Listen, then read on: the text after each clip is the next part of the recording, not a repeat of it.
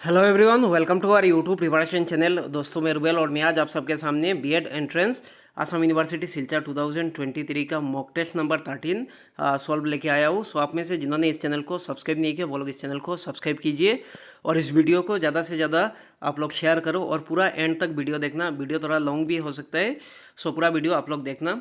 सो देखिए, सेक्शन है teaching aptitude, इसमें 20 मार्क्स है। सो देखिए, number 1 question, readiness for learning refers to. So इसमें 4 ऑप्शन में से जो राइट आंसर होगा वो है ऑप्शन ए, यानी general ability level of student. याद रखना।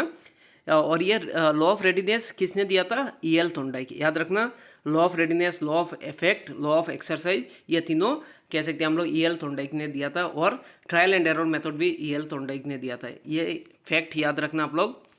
Question number 2, which of the following is appropriate for the environment conducive to thinking and learning in the children?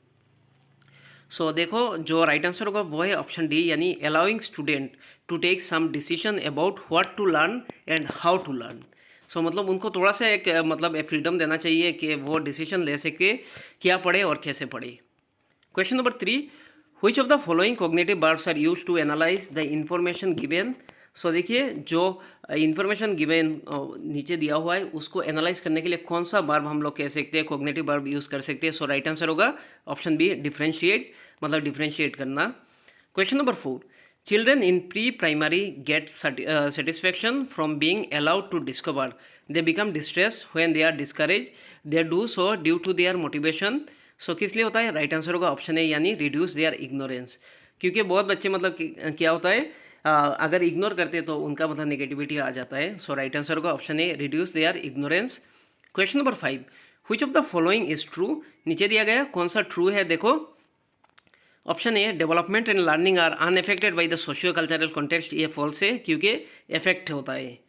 Option B, students learn only in certain way, ये भी गलत है, student learn multiple ways. याद रखना, play is significant for cognition and social competence, ये right answer है।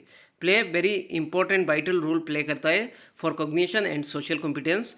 और जो option D, questioning by teacher constant नहीं करता है। कॉन्स्टेंट मतलब बाधा देना, हार्डल करना, क्योंकि ये फैसिलिटेट करता है। याद रखना, questioning by teacher. Question number 6, which one of the following is true about the rule of heredity and environment in the development of a child? So कौन सा राइट आंसर है, देखो। राइट आंसर होगा option D, right answer होगा देखो, the relative contribution of pairs and genes are not addictive. ये हम लोग कह सकते हैं प्रोडक्टिव है। सो राइट आंसर होगा ऑप्शन ए। सो ये एडिक्टिव नहीं है। बाकी देखो, option B, heredity and environment do not operate, ये गलत है, दोनों ऑपरेट करता है एक साथ। Option C, propensity is related to environment while actual development, ऐसा कुछ नहीं है। एक्चुअल डेवलपमेंट दोनों से मतलब एनवायरनमेंट और हेरिडिटी मैटर करता है। Option D, both heredity and environment contribute 50% each. So ये ऐसा नहीं है, इसका किसी का मतलब ज़्यादा हो सकता है, किसी का कम भी हो सकता है। सो option A is the correct answer. Question number 7, a teacher wishes to help her student to appreciate multiple views of a situation. She provide her student multiple opportunities to debate on this situation in the different group. According to the Vygotsky perspective, her student will dash various views and develop multiple perspective of the situation on their own.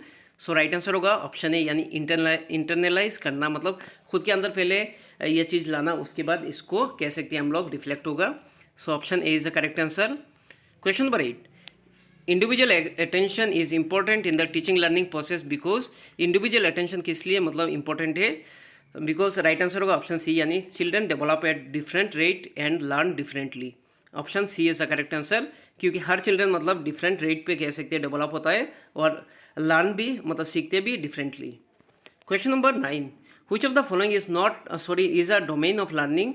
नीचे दिया गया कौन सा domain of learning है? So right answer होगा option A, यानी effective.